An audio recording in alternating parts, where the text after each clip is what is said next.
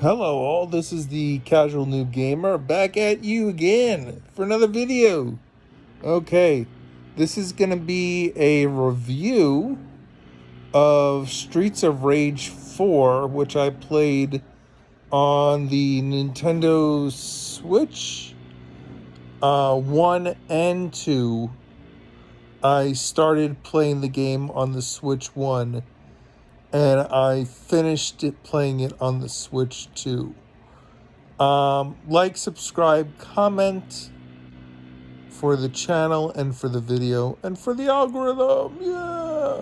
Anyway, so I played this game online with a friend, so I didn't play it myself.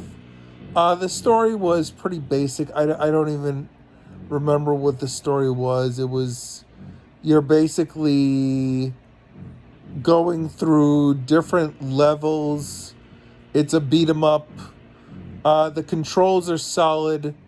The gameplay wasn't too unfair, I would say. If I got hit by an enemy, it was because I wasn't, blocking or moving correctly. I would feel, like I said, I didn't feel it was too unfair. I mean, I was not happy with getting hit as much as I did. I played on the easiest difficulty. I played with a friend who they've played games for many years, but even more, I would say, casually than me. Um, the game actually bothered her hands a bit. She's a little bit older, had some arthritis, that comes with age and stuff. Near the end of playing it, we took quite a while. We started this game, I would say, year or two ago, maybe. Played a few levels, had fun with it. She just didn't want to jump back in again at times when we played stuff. Instead we played games like Clubhouse 51 games, uh, Jeopardy, Wheel of Fortune, Family Feud, stuff like that, online together. But I very much enjoyed this game. For a beat 'em up, I would call this something that I would definitely go back into and play again. And that is, kind of like what a beat 'em up is nowadays. I would say is that, or they've always kind of been, is that you have that replayability. Um, it's a tried and true series, but from what I've heard from other people, Streets of Rage 4 is not only the better one in the series and the newest one, but it is revered by a lot of people who play beat 'em ups. That they all say it's usually on people's lists if they have a list of games to play for, especially for beat 'em ups. This is definitely a good one. You have a slew of different characters that have different abilities. Some are, like, I played the strong man. There's characters that are a little faster, a little more nimble. They have different special abilities. You pretty much have like your normal punch, jump kicks, jump punches, stuff like that. Special moves. The special moves in this one is, if you use it, it takes away from your health, so it depletes your health bar. So it's kind of like a toss up. You could get a stronger move and a more deadly move, but you're going to sacrifice some of your health. But then you could also then regain your health by attacking enemies, and that will replenish your health. Um, on easy, at least, power-ups like the turkeys and the apples and different things that would replenish your health. They're pretty plentiful. If you're playing two players, I don't know if there's a difference, like they give you double the amount of stuff.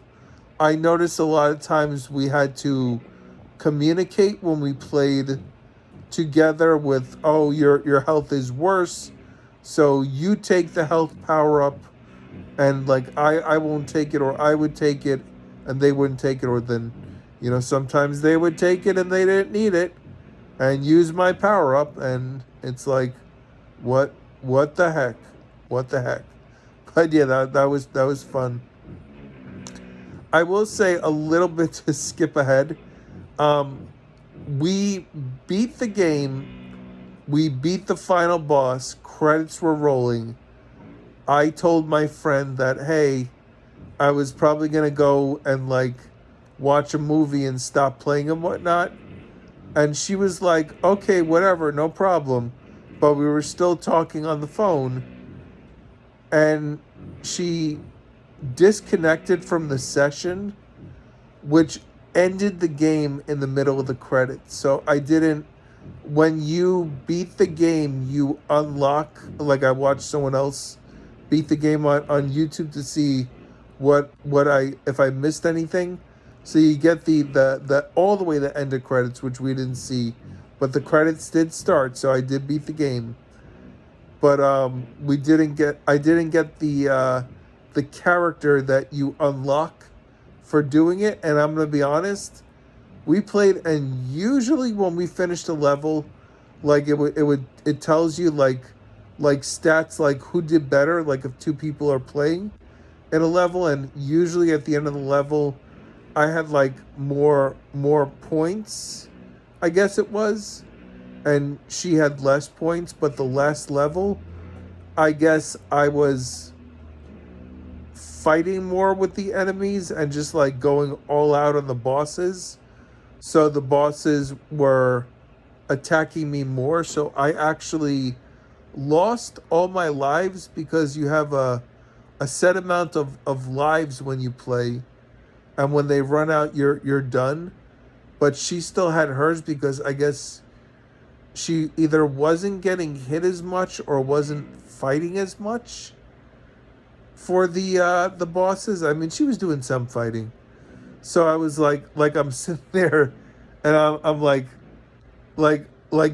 getting frustrated, because I'm telling her like she had to like attack a certain part of the boss, because the rest of it, like, you attacked and it didn't register an attack, because it was a spot that wouldn't do anything.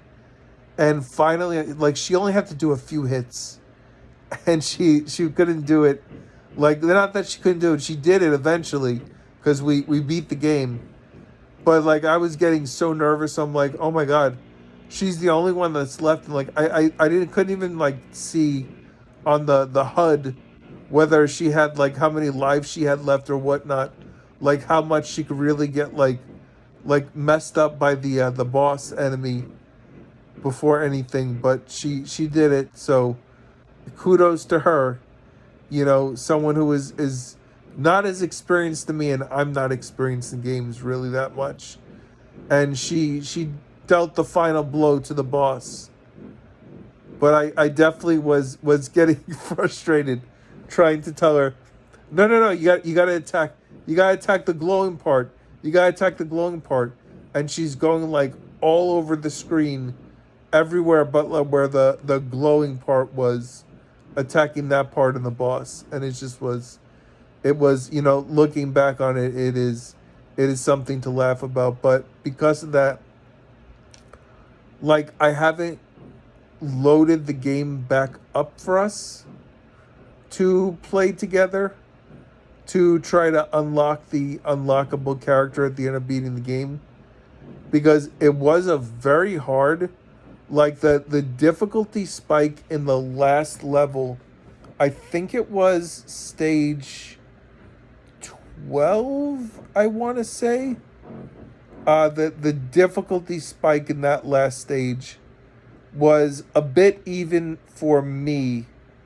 Like, I'm surprised we got through that together.